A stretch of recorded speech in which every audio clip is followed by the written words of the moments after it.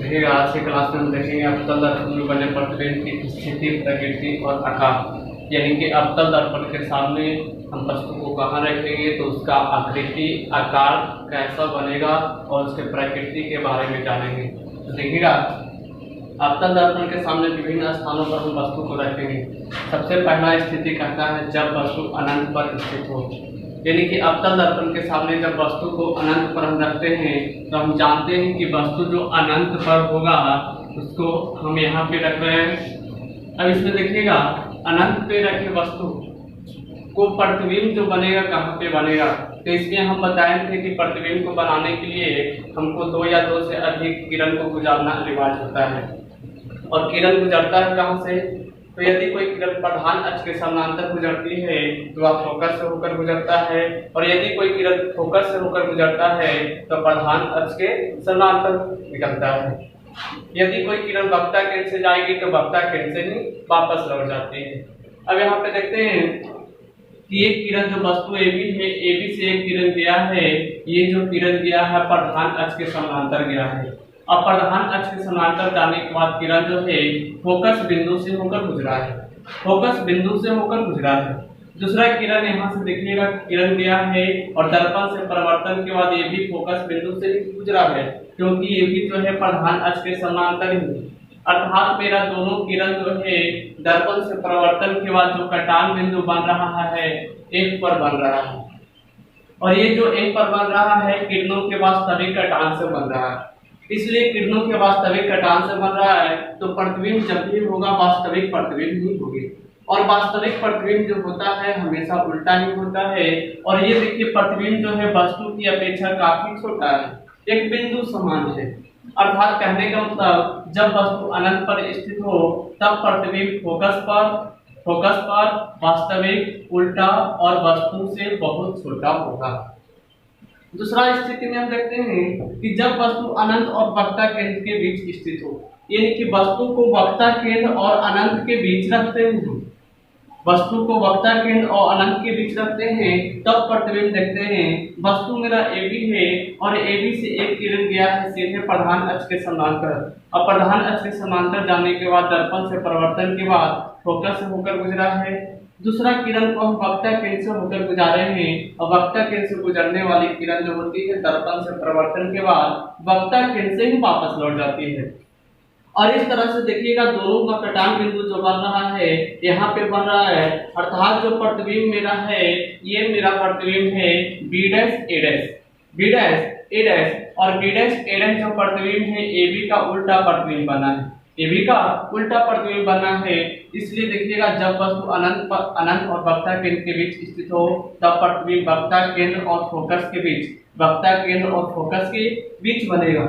किरणों के वास्तविक कटान से बन रहा है इसलिए वास्तविक बनेगा, वस्तु से छोटा बनेगा और उल्टा बनेगा, क्योंकि AB की अपेक्षा ये क्या है B' जो है प्रतिबिंब जो है उल्टा है। तीसरा स्थिति में देखेंगे कि जब वस्तु वक्ता केंद्र पर स्थित हो, यानी कि वस्तु को जब हम वक्ता केंद्र पर रखते हैं तो प्रतिबिंब जो होता है वक्ता केंद्र पे ही बनता है। देखिएगा वस्तु को हम AB वस्तु में रखा और AB वस्तु को वक्ता केंद्र C पर रखे। यहाँ से जाने वाली किरण जो है प्रधान अक्ष के समानांतर गया है और दर्पण से परिवर्तन के बाद फोकस बिंदु से होकर गुजरा है। दूसरा किरण यहाँ से हम क्या किए हैं, यहाँ से किरण जो है यहाँ से किरण जाने वाली जो है फोकस से होकर गुजारे हैं, और फोकस से होकर जाने वाले किरण जो है फोकस से होकर जाने वाला किरण जो है वो प्रधान अक्ष के समानांतर गया है, प्रधान अक्ष के समानांतर गया है। यानी कि प्रधान अक्ष के समानांतर आया फोकस से गुजरा और फोकस से होकर आया प्रधान अक्ष के समानांतर गुजरा। इस प्रकार देखिए कि यहाँ पे जो मेरा कटान बिंदु बन रहा है ये मेरा कटान बिंदु यहाँ पे बन रहा है।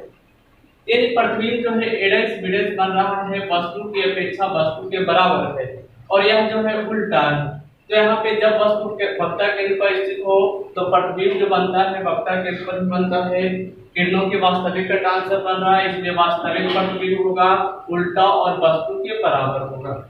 चौथा स्थिति में देखते हैं कि जब वस्तु वक्ता केंद्र और फोकस के बीच स्थित हो, वक्रता केंद्र और फोकस के बीच स्थित हो, तो वक्रता केंद्र और फोकस के बीच जब हम वस्तु को रखे हैं, ए बी वस्तु को रखे हैं, तो ए बी वस्तु से किरण गया है, प्रधान अक्ष के समांतर किरण गया है और फोकस बिंदु से होकर गुजरा है।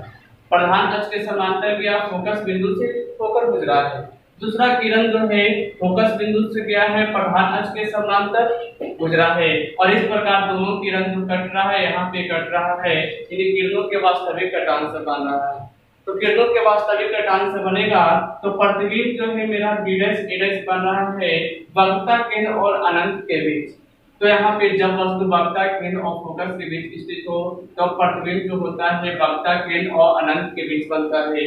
वास्तविक होता है उल्टा होता है, वस्तु से बड़ा बने। तो चारों स्थिति में यहाँ पे दिखेगा, अनंत पे रखे हैं प्रतिबिंब फोकस पर बना, अनंत पर रखे हैं प्रतिबिंब फोकस पर बना है, और जब वक्रता के अनंत के बीच रखे हैं तो प्रतिबिंब वक्रता केंद्र और फोकस के बीच बना है। ये वक्रता केंद्र पर रखे वस्तु का प्रतिबिंब वक्रता केंद्र पर भी बना है, और वक्रता केंद्र और फोकस के बीच रखे वस्तु का प्रतिबिंब जो है वक्रता केंद्र और अनंत के बीच बना है।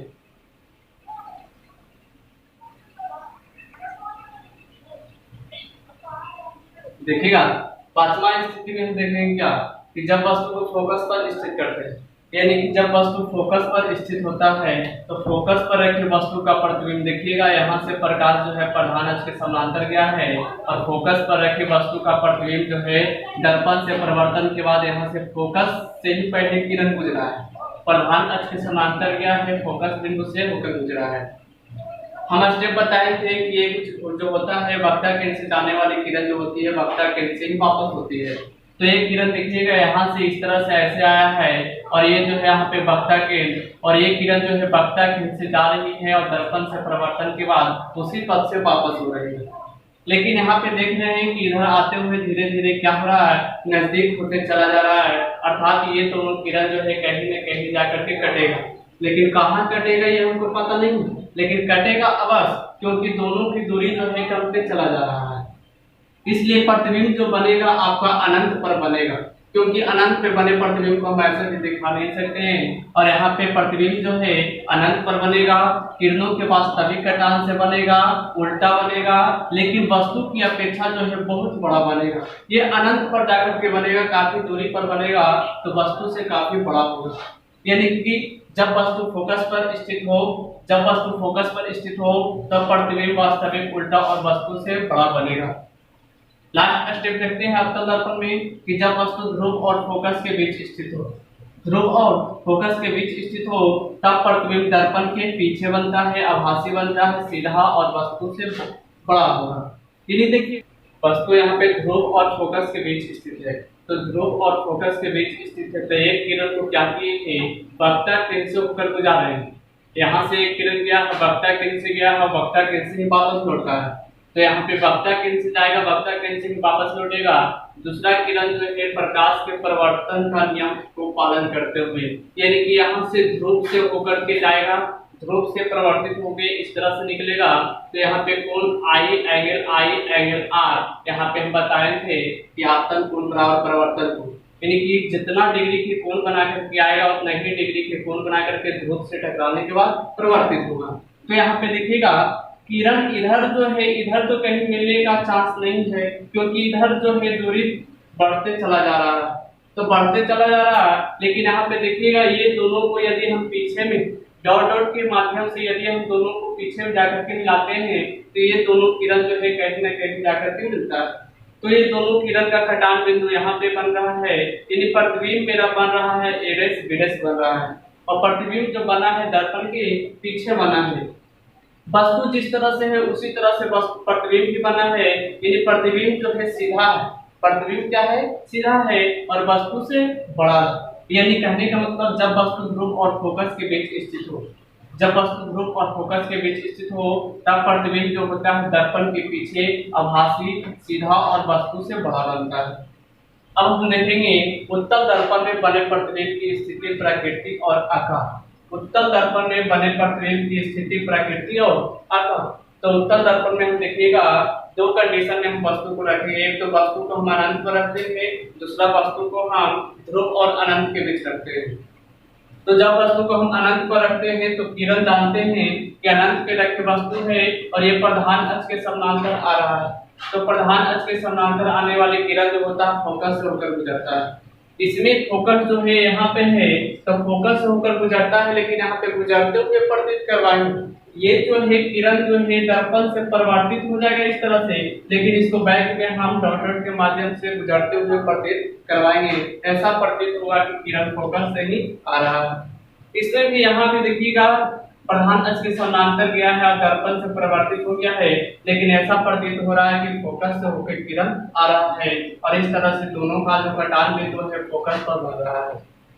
तो फोकस पर बन रहा है बाबू, तो किरणों की आभासी कटान से बन रहा है ना, तो किरणों की आभासी कटान से बन रहा है, इसलिए आभासी प्रतिबिंब, और आभासी प्रतिबिंब जब भी होता है सीधा होता है और यह वस्तु की तुलना में बहुत छोटा हो रहा है। अर्थात जब वस्तु अनंत पर स्थित हो तब प्रतिबिंब फोकस पर आभासी सीधा और वस्तु से छोटा होगा। दूसरा कंडीशन में देखने क्या कि जब वस्तु को ध्रुव और अनंत के बीच रखा जाता है, तो ध्रुव और अनंत के बीच जब हम वस्तु को रखते हैं तो वस्तु मेरा यहाँ है, तो यहाँ से किरण गया है प्रधान अक्ष के समानांतर, दर्पण से परावर्तित होकर के इस तरह से निकला है, लेकिन ये किरण ऐसा प्रतीत होगा कि फोकस बिंदु से होकर आ रहा है। दूसरा किरण को हम प्रकाश के परिवर्तन के नियम का पालन करते हुए यहाँ पे ध्रुव से जाएगा और ध्रुव से टकराने के बाद इस तरह से वापस लौटेगा, लेकिन ये किरण जो है इधर से पीछे बैक दिशा हम मिलाएंगे, क्योंकि ये दोनों किरण जो है एक दूसरे से मिलेगा। इसको हम पीछे दिशा मिलाते हैं तो डॉट के माध्यम से दोनों किरण यहाँ पे कटान बिंदु बनता है, यानी कि प्रतिबिंब जो बन रहा है मेरा यहाँ पे a' b' बन रहा है। वस्तु की अपेक्षा सीधा बन रहा है, छोटा बन रहा है। तो यहाँ पे देखें कि जब वस्तु अनंत और ध्रुव के बीच स्थित हो तो प्रतिबिंब जो है फोकस और ध्रुव के बीच बन रहा है, फोकस और ध्रुव के बीच बन रहा है या ध्रुव और फोकस के बीच बन रहा है। आभासी बन रहा है, वस्तु से छोटा बन रहा है, सीधा बन रहा है। तो यहाँ पे देखें उत्तल दर्पण और अवतल दर्पण दोनों स्थिति में हम वस्तु को रख करके देखें कि वस्तु को कहाँ पे रखेंगे तो प्रतिबिंब कहाँ पे बनेगा। और इस प्रकार से हम देखें क्या कि जब हम अवतल दर्पण में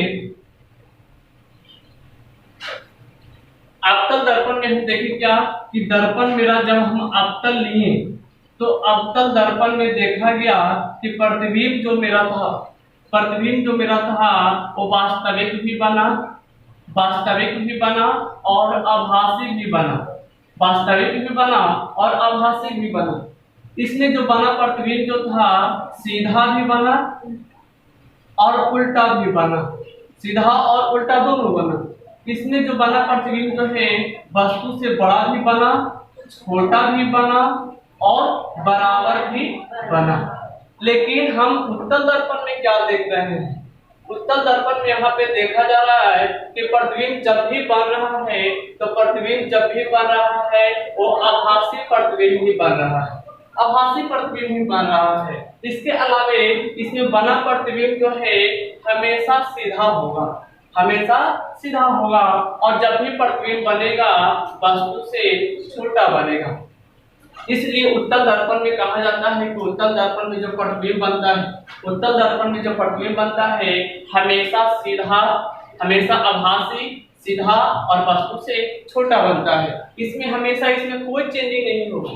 उसी तरह से हम बैक क्लास में आपको बताए थे कि समतल दर्पण में बात किया जाता है तो समतल दर्पण में भी जो प्रतिबिंब बनता है हमेशा आभासी ही बनता है, सीधा ही बनता है, लेकिन ये जो बनता है वस्तु के बराबर बनता है। तो ये दोनों कंडीशन को याद रखिएगा कि समतल दर्पण में बना प्रतिबिंब हमेशा आभासी, सीधा और वस्तु के बराबर होता है। उत्तल दर्पण में बना प्रतिबिंब हमेशा आभासी, सीधा और वस्तु से छोटा होता है। लेकिन हम यहाँ पे अवतल दर्पण में कहा गया है कि अवतल दर्पण में जो प्रतिबिंब बनते हैं आभासी, वास्तविक, सीधा भी बनेगा, उल्टा भी बनेगा, वस्तु से बड़ा भी बनेगा, छोटा भी बनेगा, बराबर भी बनेगा। तो यहाँ पे सबसे पहले तो यहाँ से क्वेश्चन भी देता है कि निम्नलिखित में से किस दर्पण से आपको दर्पण दे देगा और क्वेश्चन देगा कि निम्नलिखित में से किस दर्पण से वस्तु का आवर्धित प्रतिबिंब प्राप्त किया जा सकता है। आवर्धित प्रतिबिंब प्राप्त किया जा सकता है। यानी आवर्धित कहने का मतलब बड़ा प्रतिबिंब प्राप्त किया जा सकता है। तो बड़ा प्रतिबिंब जब भी प्राप्त हमको करना होता है, जब भी हमको प्राप्त करना होता है तो अवतल दर्पण में ही हमको बड़ा प्रतिबिंब प्राप्त होगा। उत्तल दर्पण में क्योंकि हमेशा वस्तु से छोटा प्रतिबिंब होता है, समतल दर्पण में हमेशा वस्तु के बराबर प्रतिबिंब होता है, लेकिन हमको बड़ा प्रतिबिंब यदि प्राप्त करना होता है तो अवतल दर्पण का ही प्रयोग करना होता है। इसके अलावा आप देखेंगे कि यहाँ पे उत्तल और अवतल दर्पण में अंतर भी पूछ देता है कि उत्तल दर्पण और अवतल दर्पण में क्या अंतर है। तो यहाँ पे तो अंतर जो है निम्नलिखित है और कुछ अंतर आप लोग देख भी रहे हैं कि अवतल दर्पण में बना प्रतिबिंब वास्तविक और आभासी होता है, जबकि उत्तल दर्पण में बना प्रतिबिंब हमेशा आभासी होता है। अवतल दर्पण में बना प्रतिबिंब सीधा या उल्टा हो सकता है, जबकि उत्तल दर्पण में बना प्रतिबिंब हमेशा सीधा होता है।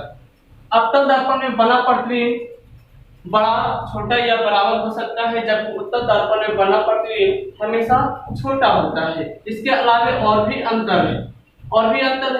अंतर क्या है? तो इसमें जो होता है अवतल दर्पण में जो होता है उठे हुए भाग पर पॉलिश किया हुआ होता है, जबकि उत्तल दर्पण में हम देखते हैं तो उत्तल दर्पण में दबे हुए भाग पर पॉलिश किया हुआ होता है। इसके अलावा और भी अंतर देखते हैं कि अवतल दर्पण में दबे हुए भाग से प्रकाश का प्रवर्तन होता है, जबकि उत्तल दर्पण में उठे हुए भाग से प्रकाश का प्रवर्तन होता है। इसके अलावा उत्तल दर्पण को हम एक और नाम बताए थे कि उत्तल दर्पण को हम अभिसारी दर्पण भी कहते हैं, जबकि अवतल दर्पण को हम अभिसारी दर्पण भी कहते हैं, जबकि उत्तल दर्पण को हम अपसारी दर्पण भी कहते हैं। अपसारी अभिसारी क्यों करते हैं? क्योंकि अभिसारी जो है यह प्रकाश की किरण को एक बिंदु पर केंद्रित करने का कार्य करता है, इसलिए अवतल दर्पण को हम अभिसारी दर्पण कहते हैं।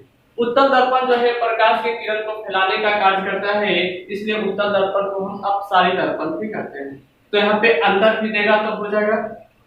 अब यहाँ पे देखते हैं कि अवतल दर्पण का प्रयोग हम कहाँ कहाँ करते हैं और उत्तल दर्पण का प्रयोग हम कहाँ कहाँ करते हैं। तो उत्तल दर्पण और अवतल दर्पण में हम प्रयोग देखेंगे कि उत्तल दर्पण और अवतल दर्पण का प्रयोग कहाँ कहाँ करते हैं। तो सबसे पहले हम अवतल दर्पण में ही हम देख लेते हैं कि अवतल दर्पण का प्रयोग हम कहाँ कहाँ करते हैं। तो पहला तो कहता है कि अवतल दर्पण का जो प्रयोग होता है, अवतल दर्पण का जो प्रयोग होता है हजामत बनाने में किया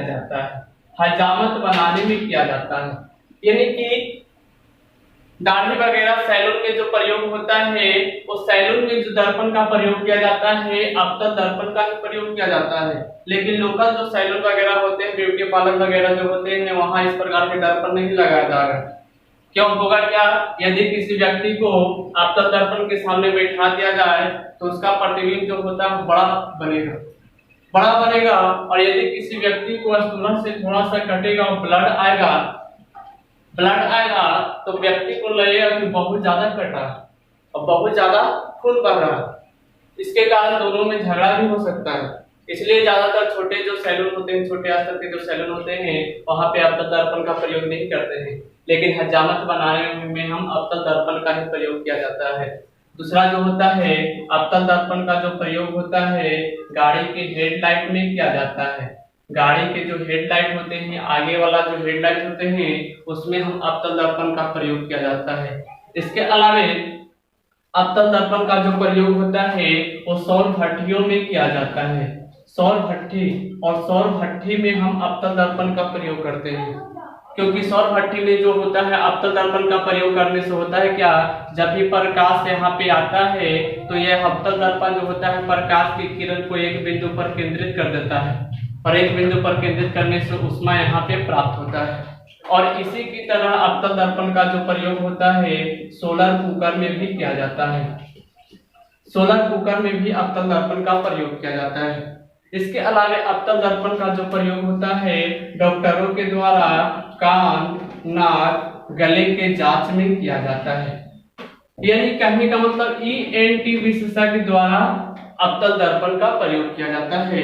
तो अवतल दर्पण का प्रयोग कहाँ कहाँ होता है? तो अवतल दर्पण का प्रयोग हजामत बनाने के रूप में करते हैं। अवतल दर्पण का उपयोग गाड़ियों के हेडलाइट में किया जाता है। अवतल दर्पण का उपयोग सौर भट्टियों में किया जाता है। अवतल दर्पण का उपयोग सोलर कुकर में किया जाता है। अवतल दर्पण का उपयोग डॉक्टरों के द्वारा कान, नाक, गले आदि के जांच में किया जाता है। लेकिन यहाँ पे देखिएगा सोलर कुकर जो होते हैं, सोलर कुकर में अवतल दर्पण का प्रयोग किया जाता है, लेकिन साथ साथ सोलर कुकर में समतल का भी प्रयोग किया जाता है। कुछ ऐसे सोलर कुकर भी होते हैं जहां पे समतल दर्पण का प्रयोग किया जाता है, लेकिन जिस दर्पण में समतल दर्पण होते हैं, समतल दर्पण होते हैं, जिस कुकर में जो समतल दर्पण होते हैं, उस कुकर में तलने भूंजने का काम नहीं किया जा सकता है। लेकिन अवतल दर्पण वाले सोलर कुकर में तलने भूंजने का काम किया जाता है। इसलिए यहाँ से क्वेश्चन देगा बाबू कि सोलर कुकर में निम्नलिखित में से किस दर्पण का प्रयोग किया जाता है? यदि आंसर खाली समतल है तो समतल मारेंगे, यदि ऑप्शन खाली अवतल है तो अवतल मारेंगे, लेकिन समतल और अवतल दोनों रहेगा तो प्राथमिकता आपको देना है अवतल पे। लेकिन समतल और अवतल दोनों के अलावा ऑप्शन एक और दे देगा कि समतल और अवतल दोनों, तो आंसर आपका समतल और अवतल दोनों जाएगा। उसी तरह से हम उत्तल दर्पण का प्रयोग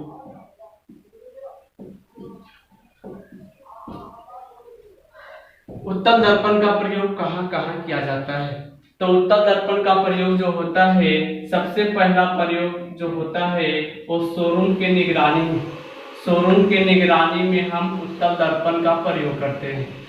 यानी उत्तल दर्पण का उपयोग शोरूम के निगरानी में किया जाता है। इसके अलावे उत्तल दर्पण का उपयोग जहाँ पे देखिएगा, जहाँ पे सड़क वगैरह जो पहाड़ी क्षेत्र होते हैं, पहाड़ी क्षेत्र में सड़क जो होते हैं काफी घुमाव वगैरह होता है, और उस घुमाव वगैरह जो मोड़ वगैरह होता है, उसी मोड़ पर वहां पे उत्तल दर्पण का उपयोग किया जाता है। यानी कि उत्तल दर्पण का उपयोग तीखे मोड़ों पर किया जाता है। तीखे मोड़ पर, जहां पे मोड़ काफी अधिक होते हैं, वहां पे तीखे मोड़ पर उत्तल दर्पण का उपयोग किया जाता है। इसके अलावे उत्तल दर्पण का उपयोग जो होता है वो गाड़ी के साइड मिरर में किया जाता है। गाड़ी के साइड मिरर में किया जाता है, यानी कि जो भी गाड़ी होते हैं उसके साइड मिरर में हम उत्तल दर्पण का प्रयोग करते हैं। यहाँ से क्वेश्चन काफी अच्छा देता है कि उत्तल दर्पण का उपयोग साइड मिरर के रूप में किया जाता है, क्यों? तो देखिएगा, साइड मिरर जो होता है, साइड मिरर का मुख्य कार्य होता है क्या? तो जो भी गाड़ी के किनारा में रहता है साइड मिरर, तो साइड मिरर का मुख्य कार्य होता है चालक को पीछे के वाहन की स्थिति को दिखाना होता है। यानी कि उसके माध्यम से साइड मिरर के माध्यम से चालक जो होता है, ड्राइवर जो होता है, पीछे के वाहन की स्थिति को देखता है।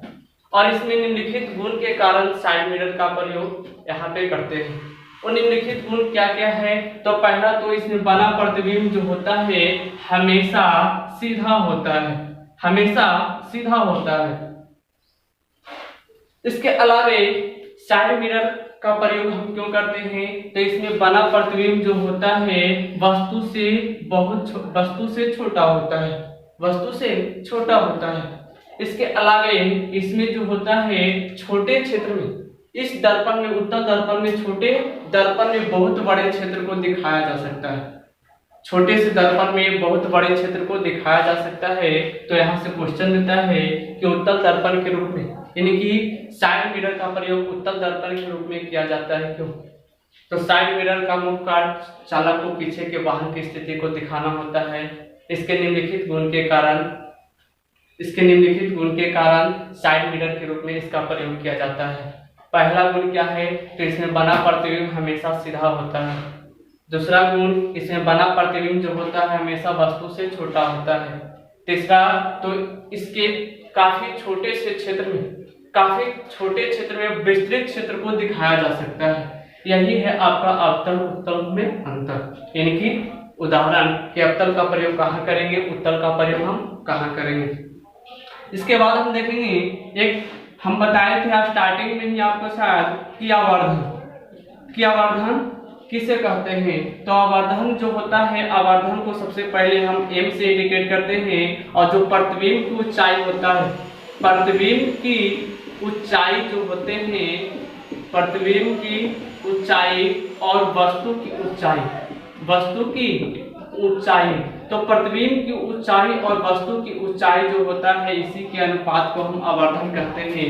और m बराबर जो होता है h डैश बटा h, जहाँ h डैश जो है प्रतिबिंब की ऊंचाई है और h जो है वस्तु की ऊंचाई है। और यहाँ पे फार्मूला एक तैयार होता है m बराबर माइनस v बटा u, ये आवर्धन का फार्मूला है। आवर्धन का फार्मूला है जहाँ v बराबर कहता है कि v जो है प्रतिबिंब की दूरी है, v जो है आपका प्रतिबिंब की दूरी है और u जो है आपका वस्तु की दूरी है, u जो है आपका वस्तु की दूरी है। अब देखिएगा तो यहाँ पे आवर्धन, फिर से सुन लीजिए आवर्धन किसे कहते हैं, तो प्रतिबिंब की ऊंचाई और वस्तु की ऊंचाई के अनुपात को हम आवर्धन कहते हैं। और आवर्धन m बराबर जो होगा प्रतिबिंब की ऊंचाई बटा वस्तु की ऊंचाई, m बराबर फार्मूला आपका हो जाता है माइनस v बटा u, जहाँ v बराबर जो है प्रतिबिंब की ऊंचाई और u बराबर जो है वस्तु, v बराबर जो है प्रतिबिंब की दूरी और u बराबर जो है वस्तु की दूरी। तो आज के क्लास में आपका यही था, बाकी का जो बचा हुआ है नेक्स्ट क्लास में करेंगे।